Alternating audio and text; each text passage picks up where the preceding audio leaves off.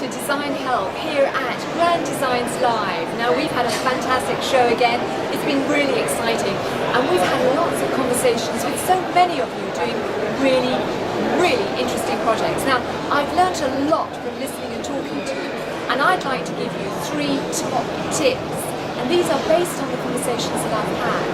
Now one is, you must have a contract if you're working with a builder, and I'm slightly amazed and concerned that some of you are actually allowing yourselves to be in a position where you don't have one. Now you must understand, a contract protects yourself and it also protects the builder, so it's a two-way thing.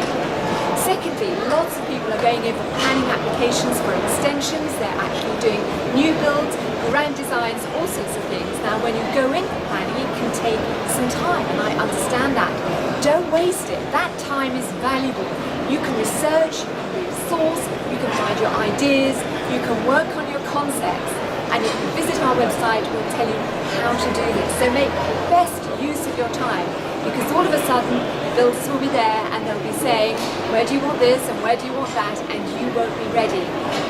My last tip is that you need to space plan and understand what's going to be your focal point. It's no good leaving this up to the builders. The builders can help you a lot, but they don't know what your idea and your design is all about.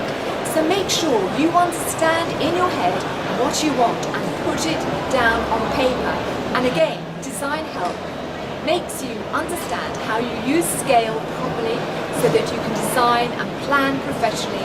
And then very last top tip, you can then design your lighting plan over the top, so you absolutely have a comprehensive scheme taking into consideration your space planning, your colour, and lastly your lighting.